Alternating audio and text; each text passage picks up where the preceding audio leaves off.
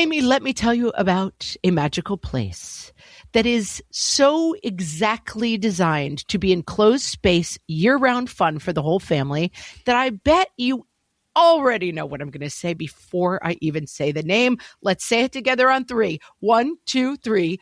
Great Wolf Lodge. You got it, Amy. My kids loved Great Wolf Lodge when we went. You probably already know that it has a huge indoor water park with a wave pool, lazy river, a bunch of massive water slides. But then your pack can hit the other attractions because, wait, there's more. Great Wolf Lodge has adventure-packed attractions like Magi Quest, a live-action game kids can play throughout the lodge, plus the Northern Lights Arcade. Spent some quality time there, so your kid who loves the lazy river and your kid who loves fantasy games will both have a great time. Great Wolf Lodge also offers great dining options and complimentary daily events like nightly dance parties, all under one roof. Unpack the car once and you're settled in to have fun. And with 22 lodges across the country, you're always a short drive away from adventure.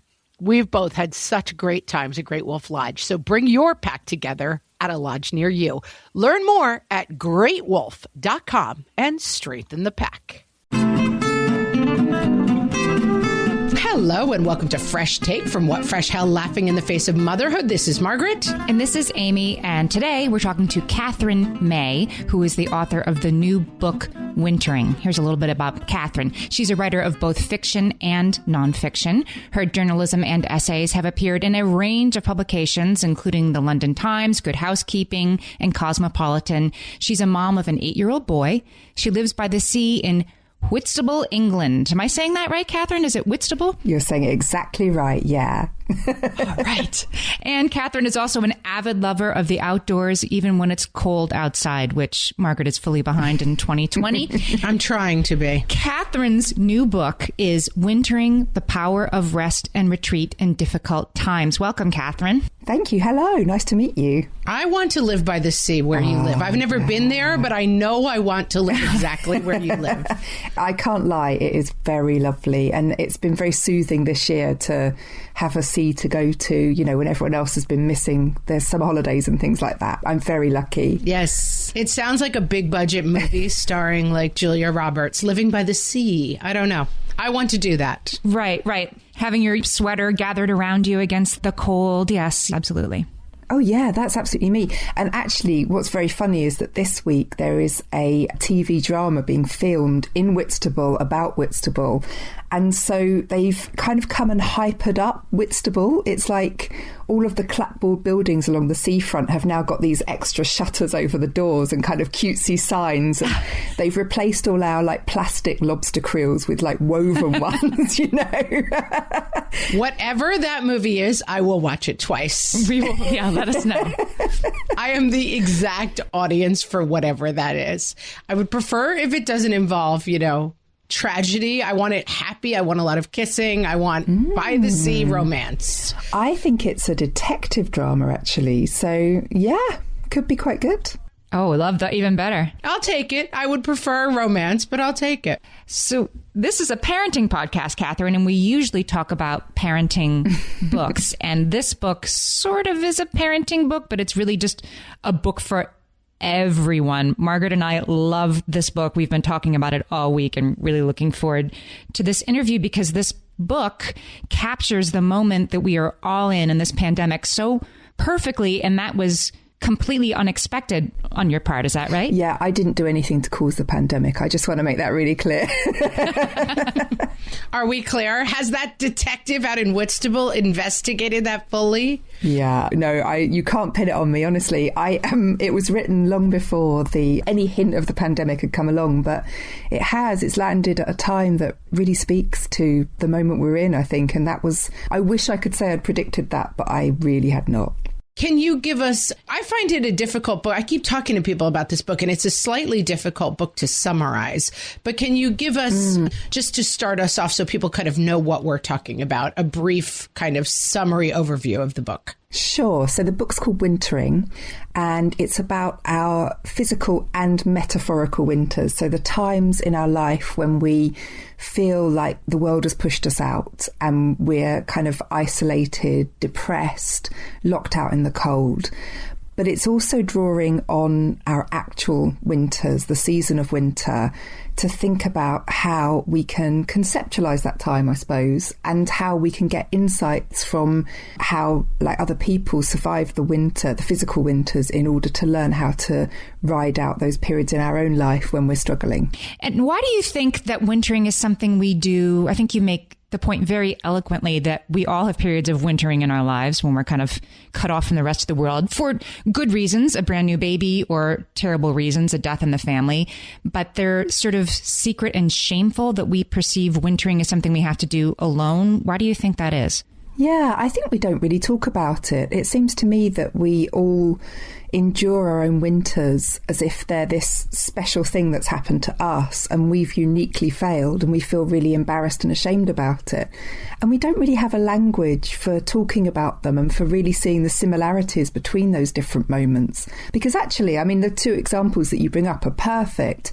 It's really hard to talk about how having a new baby and having a death of a loved one could put you in a similar state of mind, but we actually know that they do, don't they? I certainly felt that when I was trying to deal with a tiny baby at home on my own. Yes, it's like time out of time and nobody else is awake with you at 2:00 in the morning.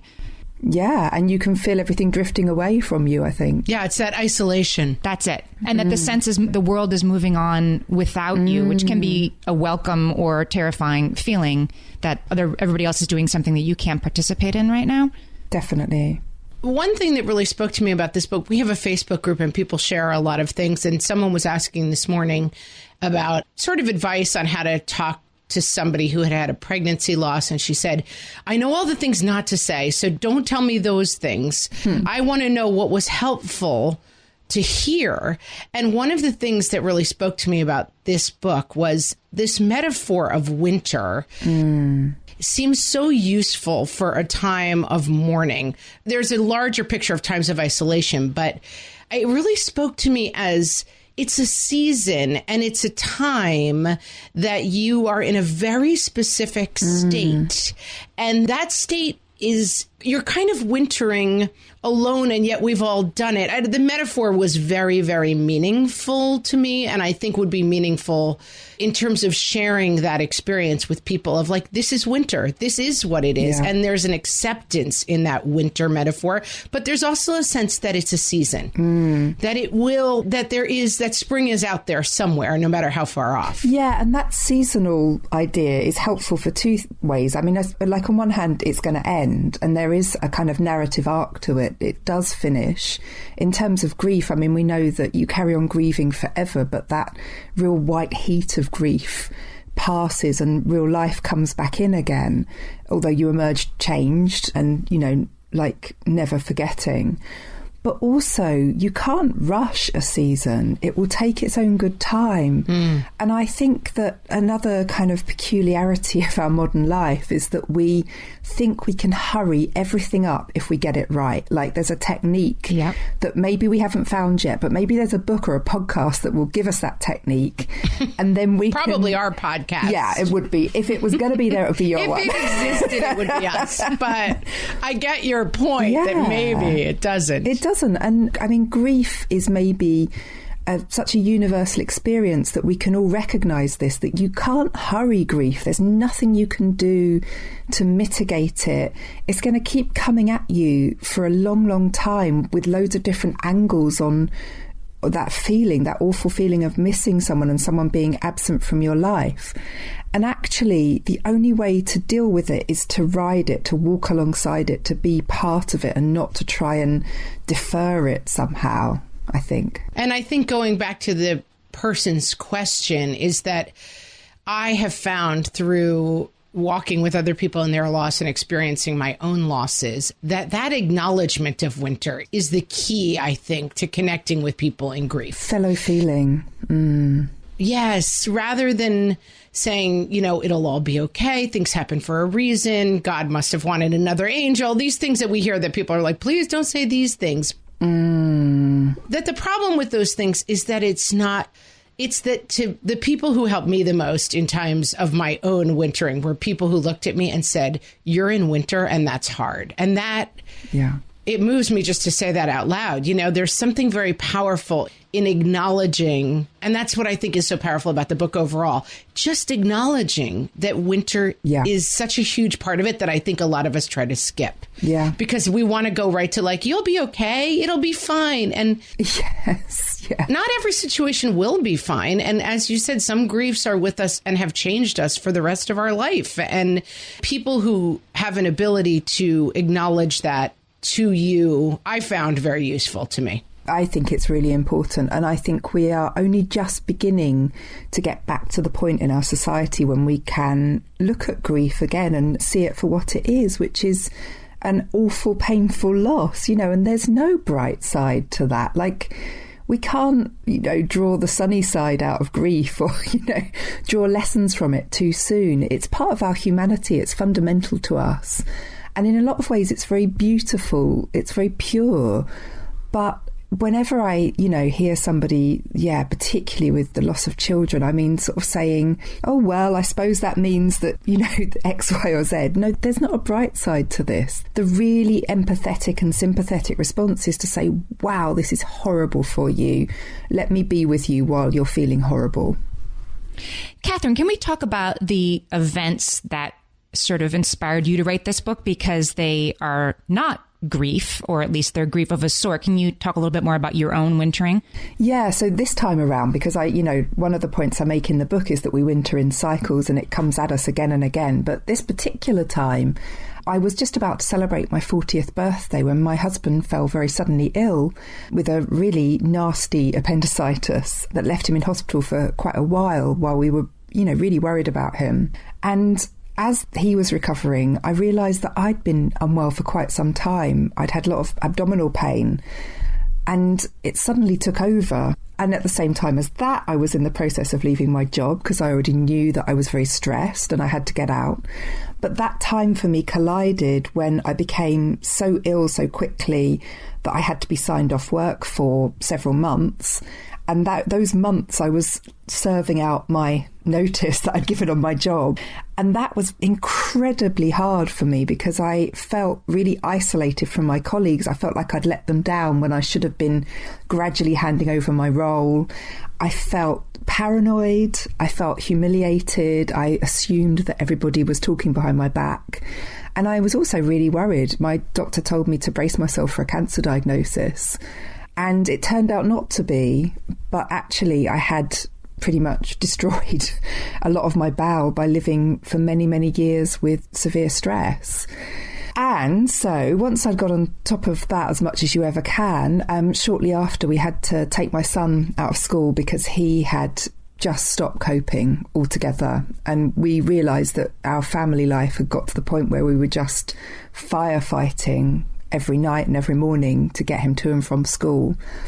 And I had to just push the stop button and say, right, this all ends. We can't keep throwing ourselves at the world like this. We've got to take some time out. And so that's what we did. There's so much in that we want to discuss. We'll be right back after this break. For some of us, tax season is one of the only times that we look at our finances fully. And once it's over, well, that was terrible. And it is completely understandable not to want to think about it for another whole year. But using Monarch and being intentional with your finances in an ongoing way helps you see where your money is going and how you can put your refund to best use. We are here to tell you, simplify your finances with Monarch. Monarch is the all-in-one personal finance tool designed to make your life easier. It brings your entire financial life, budgeting, accounts and investments, net worth, and future planning together in one dashboard on your phone or laptop. Feel aware and in control of your finances this tax season and get 50% off your Monarch subscription with code FRESH. As you know, my husband and I are preparing to send, 3 kids off to college, and I cannot tell you how helpful Monarch has been in showing us our full financial picture, helping us to track our spending and reach important savings milestones. Our weekly meeting, Amy, it's now run by Monarch. Love it. Achieve your financial goals for good with Monarch, the all-in-one tool that makes money management simple. Use code FRESH at monarch.com for half off your first year. That's 50% off at monarch.com, code FRESH. You're listening to this podcast, so I know you've got a curious mind. Here's a helpful fact you may not know yet. Drivers who switch and save with Progressive save over $900 on average. Pop over to Progressive.com, answer some questions, and you'll get a quick quote with discounts that are easy to come by. In fact, 99% of their auto customers earn at least one discount. Visit Progressive.com and see if you can enjoy a little cash back. Progressive Casualty Insurance Company and Affiliates. National average 12-month savings of $946 by new customers surveyed who saved with Progressive between June 2024 and May 2025. Potential savings will vary. Okay, we're back. And Katherine, one of the things that really struck me in those stories, and again, it's not a parenting book necessarily, but there are so many parallels for parents. And this feeling of letting other people down when we're struggling is something that comes up again and again and again for us as hosts of this podcast, and our listeners express it. And it's something that I think, again, I haven't really heard discussed in this way of the part of the problem of winter coming is that it puts all this stress on us that like, no, our job is to be out there doing all of the things. And if we're snowed in, it's not just that we need to deal with our own problems. It's that we're not taking care of everyone else. You speak about it specifically at work. And but I thought that was a really interesting thing that I've heard come up for our listeners a lot. Yeah, I think it's something that comes up with women a lot and mothers a lot. You know, we feel like we should be taking care of everybody. We feel like we should be on top of things. And quite often, I mean, when you talk to women who have really crashed, you listen to them and they will tell you that they were not only taking care of their family and, you know, their nearest and dearest, but they were often also like getting involved in other people's lives as well. You know, they weren't kind of dropping round with meals for the person that was struggling down the road who they barely knew, or they were looking after other people's kids after school, or they were volunteering to take over, you know, the local Girl Guide troop because nobody else would do it, and so they felt like they had to step forward. And I think that, you know, women often feel this huge sense of responsibility for everything and end up really, really crashing, actually.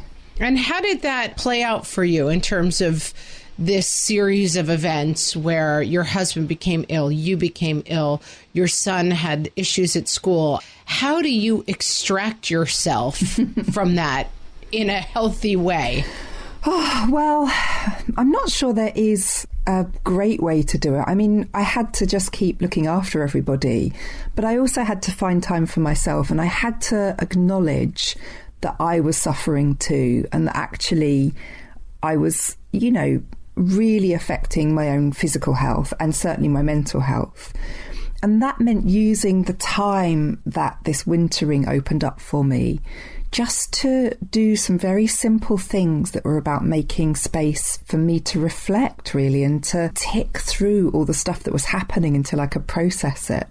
So I did things like I baked a load. You know, I baked hilariously bad bagels that kept unravelling themselves. I love that. I used to be a really good baker, but I've lost my touch. I took loads of walks. I learnt to swim in the cold sea in winter. I just took the small bits of space that I could. You know, I never get big swathes of time anymore. I used to love going away on retreat before I had my son. I used to book myself a little hut in the woods and spend a few days there on my own, and that's just not possible for me anymore. But I can actively find time to rest and to just be myself for a while and to find solitude. Solitude's really important to me, I think. I don't know if everyone shares that. I think other people get renewed by spending time with other people, but I need that time on my own. And if I don't acknowledge that need, then I'm not doing anyone any favours, because frankly, I'm grumpy and horrible to be with, but I'm also just tired and out of ideas. You said something in the book about a tree, and I went for a walk this weekend and looked at a tree, was blown away that I had never realised this, that you look at a tree and it seems dead. It appears dead. And Margaret will tell you I am the dreader of winter on this podcast. I'm like, just going to hold on and wait for spring, and it can't come soon enough. But that a tree is in fact not dead. It's the buds of its next leaves are present. They're there. The tree just knows that this is not a good time to expend that energy. So it's going to hold the leaf buds until there's enough sunshine for them to succeed. And I had never looked at a tree that way. And I had never looked at winter that way, that when the world feels overwhelming, it's time to stop forcing the new leaf buds. It's time to stop and hold and wait for better conditions, so to speak. I'd never thought of it that way. Absolutely. I mean, that was a huge learning for me, was knowing that these little buds are on the trees right now and they look really bare. I'd never noticed that before. Isn't it funny that you can live a whole adult life and not know something as simple as that? But actually, when you begin to look at the biology of this, all of nature is not pointed towards summer, it's pointed towards winter. It's pointed towards that point of survival at the darkest point of the year. So the trees, they dispose of their leaves when they're not needed anymore so that they can draw in their energies and make sure they're ready for the next year when they come back bigger and better, actually. And I mean, I spent some time with hibernating dormice, which was the cutest 10 minutes of my life, holding a sleeping dormouse. But, you know, they are awake for a tiny fragment of the year compared to how long they sleep. And they spend the whole time they're awake getting fat, ready to survive that long sleep again. And they're squishy. By the time, you know, these little kind of dumpling dormice that you can hardly see their little hands because it's absorbed in all of their squishy brown fat that they've laid on. And it made me really realise something, which is that we can't only live for the good times and we can't only make those count. You know, they are not all of human life. And I think we often think that anything that isn't completely joyful and completely perfect is something we've got wrong. But actually, the winter is normal for us. It's part of being human. And if we only count the other times, then we are just pretending. We're like wishing away such a lot of our life. There are certain pleasures to winter, I think, and to personal winters as well as physical ones. I mean, I love the cold. I guess I should declare that. I'm a winter lover as well, but Amy's a harder sell. But I think that idea of life points to winter is, again, it's so useful for myself personally and parents writ large, which is, I think that this misperception that it is our job to be the joy cruise director for everyone in our lives and to make sure that every day is a, you know, party on the Lido deck and you're doing the limbo. And if you're not, then I have somehow personally failed my duty as the happiness cruise director for the 400 people I know. And like, you're going to get your card and it's, oh, it's a pandemic, but I'm still going to make sure we have the elf on the shelf and, you know, whatever the, and some people take joy in those things. And there are moments of that. My house is festooned like Mad Woman with Christmas stuff because I wanted to cheer myself up. But that is what Christmas is, right? I mean, every year we put up the lights, we put up the decorations to sort of keep the darkness at bay. But I think that reorienting this idea for ourselves and our children, that we had a very terrible tragedy that happened in our town that affected my kids, and counselors came to speak to us. And one of the counselors said to me, and I've discussed it before because it made such an impression on me. She's like, you would never in a million years wish for something like this for your children. But at the same time, the lesson they will take from this, something so terrible happening when they were very young, it will expand their understanding and make room for more of life for them. That idea really moved me. And I think the same thing in this book, which is that holding grief and badness and tragedy at bay, you're missing out. We always say, like, don't do it because someone wrote it in a book. Do it because it actually helps you. And I think allowing ourselves and allowing our children to sit in that winter and that grief and say, this is a time where you are in pain, but it's making you stronger. In the same way that when you're exercising, you're in pain, but it's making you stronger. Like, it's an exercise in a way that is giving you something. You would never have wished for it, but don't miss the gift of it. And that's something I think about a lot in reaction to my kids, because I think I have an instinct to be the cruise director. And I'm trying to leave more room for, like, yes, this does feel bad because you made a really bad choice and now you're sitting in some pretty gross consequences from that bad choice. And it does feel bad. And allowing more room for winter for myself and my kids is something that I need to work on. I think that's so wise. And I know that I think about exactly the same issues so often too. And actually, we talk a lot about making our kids resilient, don't we? We know that we ought to want our kids to be resilient. Yes. Grit is what everyone's obsessed with. We've got to have gritty kids. Yeah. But for our kids to really become resilient, they need to be able to deal with darkness. And if we only ever show them happiness, if, you know, as you say, the kind of cruise director, if they're only ever being jollied along and encouraged towards joy and happiness and essentially looking happy so that we feel better about our parenting quite often. Yeah, that's great. Exactly. They cannot develop resilience that way. It's just not possible because the first time they leave our circle of influence and something bad happens to them, they're going to fall to pieces. And I talked to my son a lot about this when I took him out of school. He was only 6, so he was very small. But I talked to him a lot about how he's suffering right now and we're going to work through this together and we're going to be sad together. But that actually he's learning such a lot. And one of the things I kept hammering home to him was that he's learning a lot so that he could show compassion to other people in the future too, and that he could really help others. And I think that's a beautiful thing to be able to offer the world, actually. Can we talk a little bit more about that? I'm curious how you and how any parent sort of protects their little ones right now. I mean, a lot of us are going through a lot of grief or worry or, all kinds of things.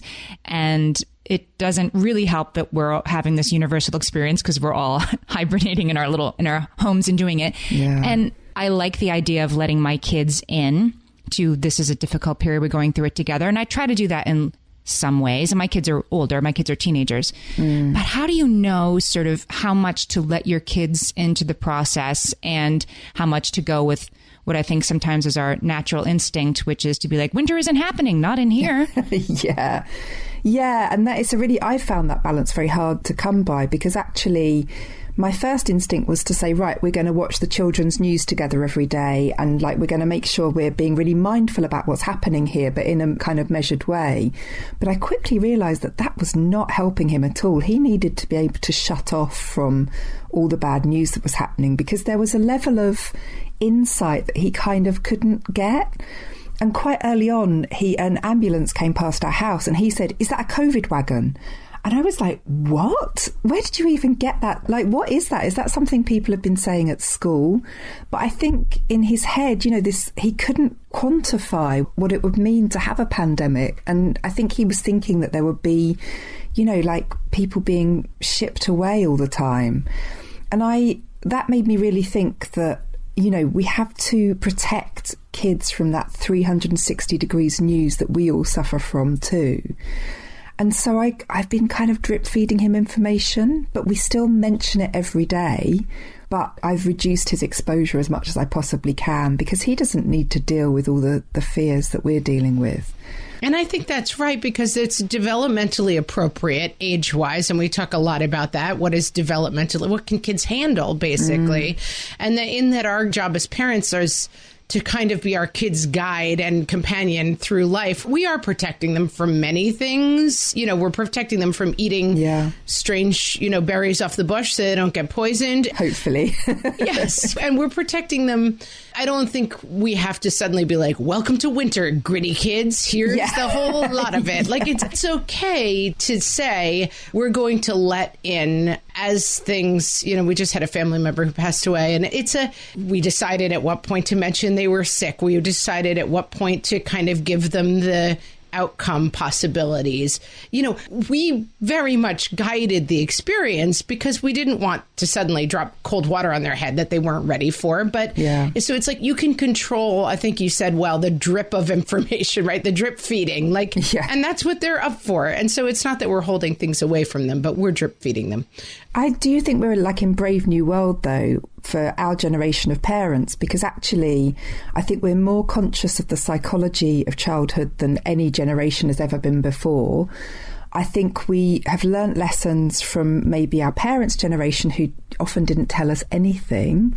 You know, I know that when my grandmother died, like my family's instinct was like, it was none of my business almost. And that, yeah. Let's not discuss it. Yeah, absolutely. And that they thought they could protect me by not telling me any of the details. And so the shock was enormous because I had like literally no notion that she could die at that point.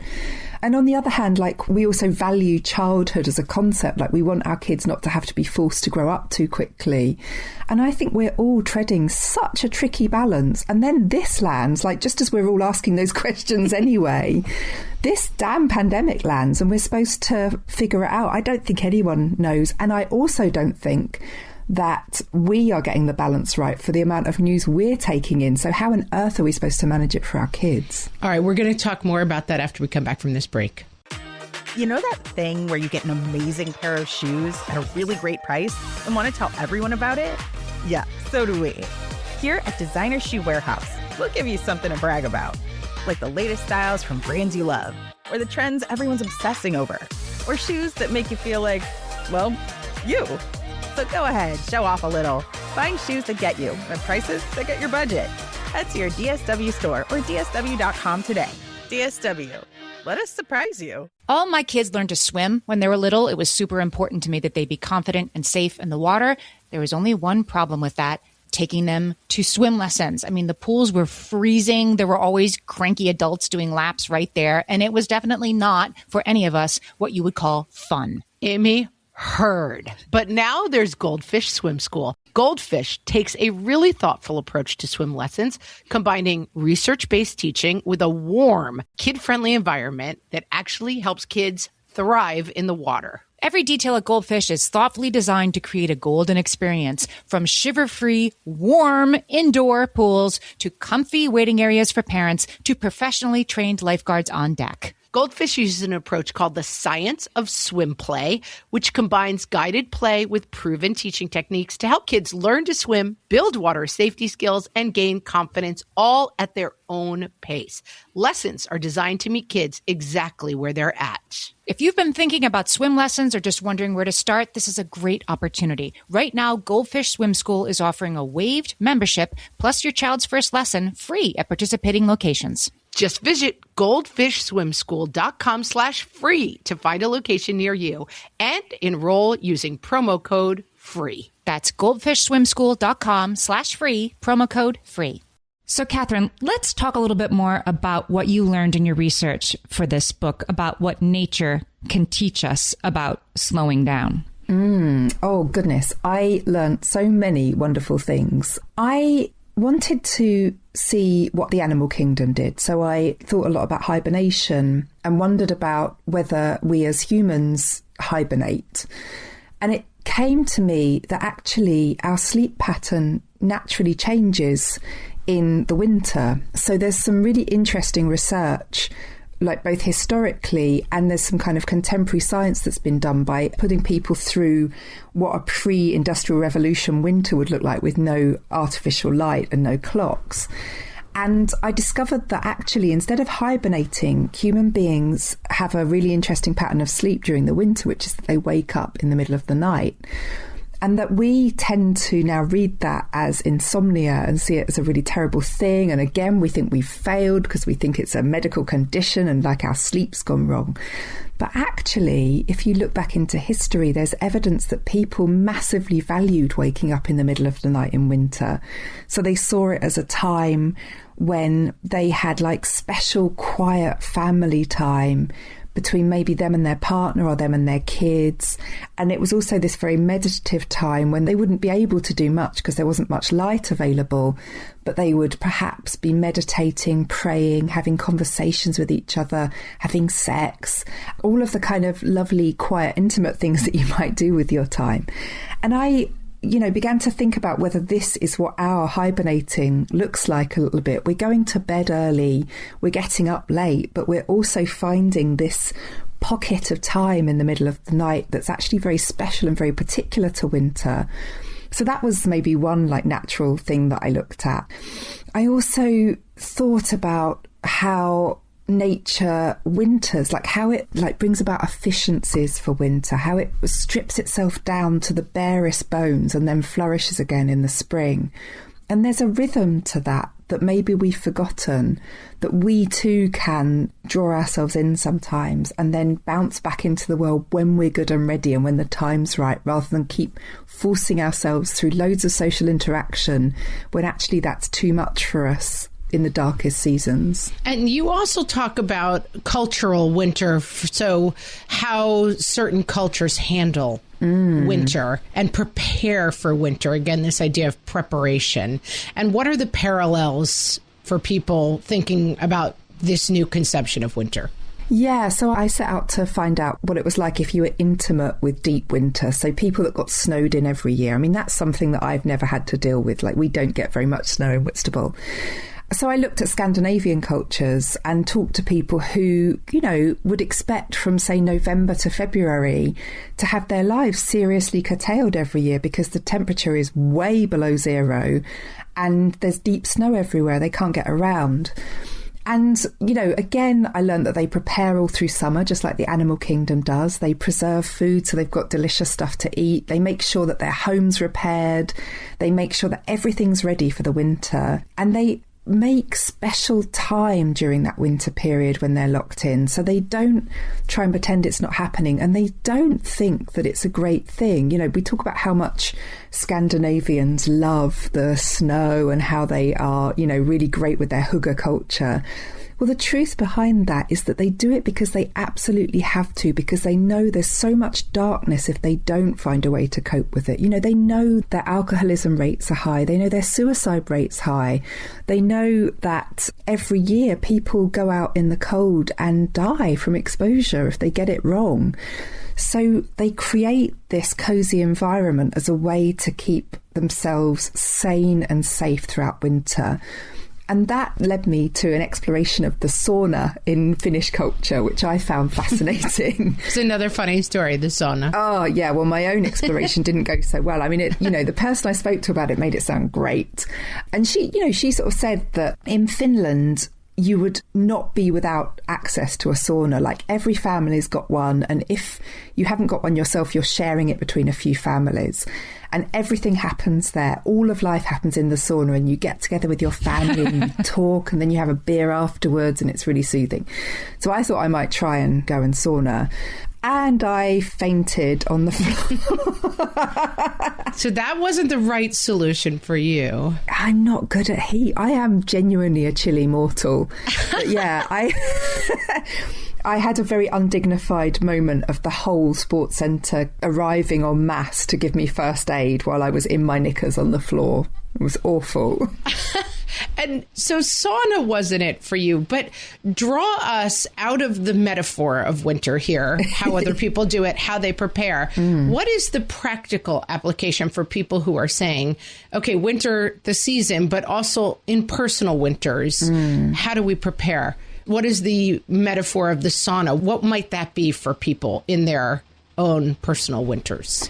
Well, I think there's a few metaphors that it leads to. I mean, I think it's about contact with the cold. And what I mean by that is contact with your actual feelings, like being there, actually mindfully addressing what's going on in your head rather than constantly escaping it. I mean, that's what seems to happen in the sauna in those cultures, is that people talk through their problems. It's like therapy. And, you know, therapy is a great idea, incidentally, during winter. But it's also about really feeling the bite. And, you know, so I didn't like the sauna, so I started cold water swimming.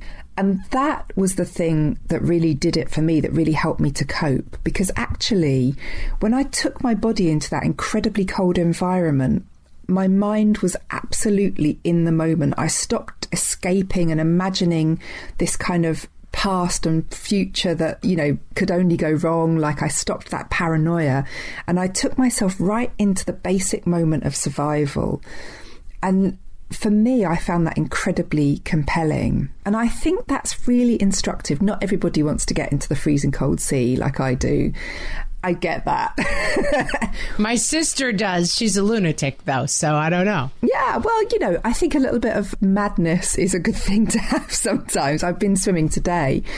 But what it taught me is that you need a way to shift your mind into you're living at the moment. Like, stop worrying about the future. It's so hard to do.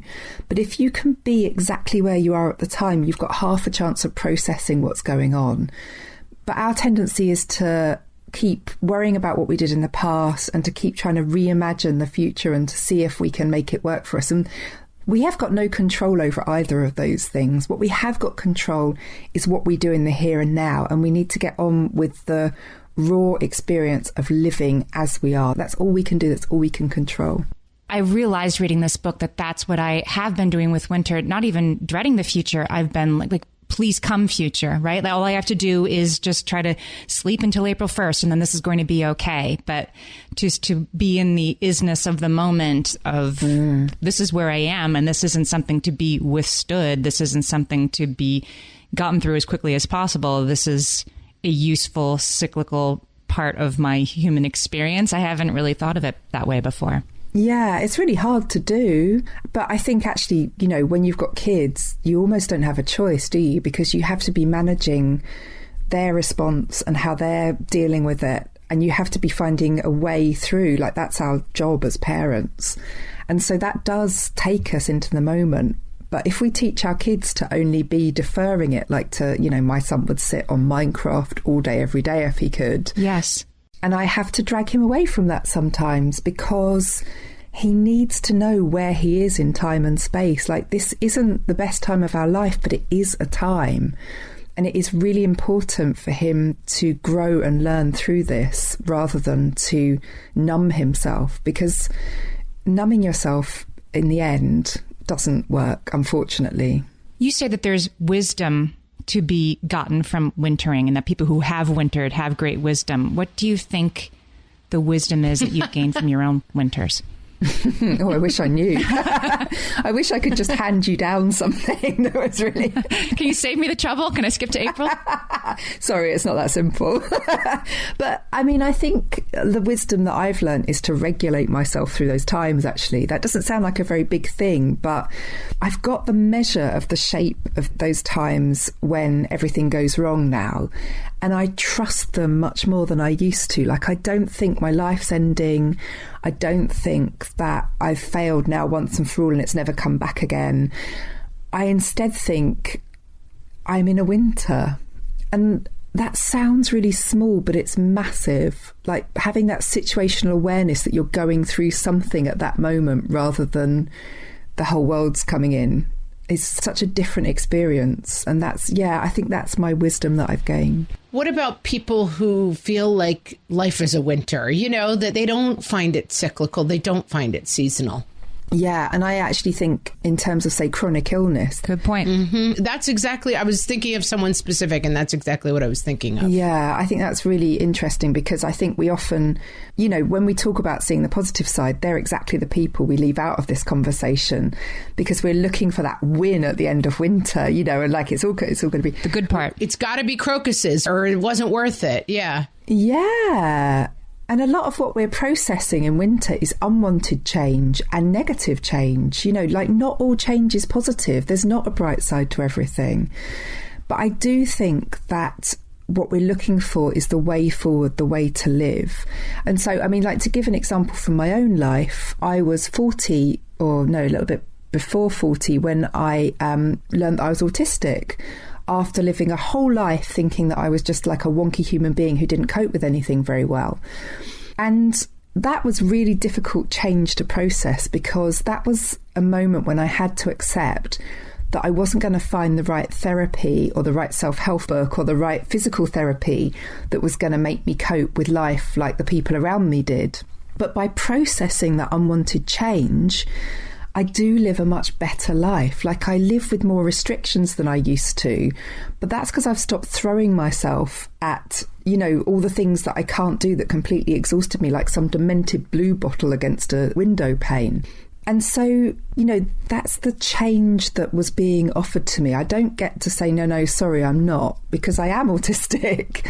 But it has let me make a load of adaptations that I'd never have thought to make before, which at first felt like restrictions, but now which feel actually really liberating. And I have the same with with all of my various gut problems. Like, I can't eat the stuff I used to eat. I can't mess about with my stress levels as much as I used to. I have long periods when I feel unwell now, when my movement's restricted because everything's so painful. But I needed to find a way to cope with that because that's not going away. Like, I can't wish it away. And sometimes the end of wintering is just acceptance rather than a win.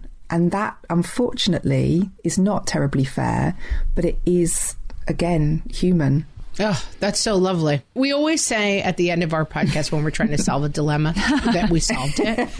That's a solve right there. I feel like this whole book is a solve, friends. You got to read this book. Amy and I have been texting all week different parts of it. I mean, we read a lot of books for this podcast and we don't often get ourselves quite this excited. Oh, bless you. That's so lovely. Katherine, tell us where on the internet we can find you. I know you have a podcast as well. Yeah, I have a podcast called The Wintering Sessions where I interview different writers about wintering times in their life. I'm just recording the second series, actually, so I've been doing some really great interviews. I'm so excited to share that. So you can find that wherever you get your podcast.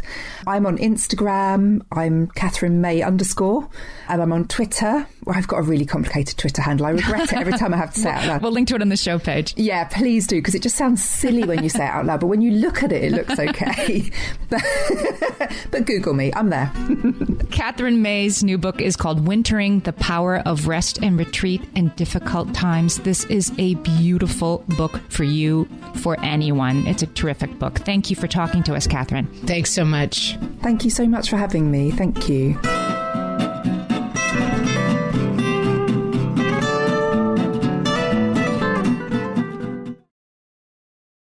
Close your eyes. Focus. Listen to work getting done with Monday.com. Relax as AI does the manual work, while your teams are aligned on a single source of truth. Feel the sensation of an AI work platform, so flexible and intuitive, it feels like it was built just for you. Notice you're limitless. Now open your eyes, go to Monday.com, start for free, and finally, breathe.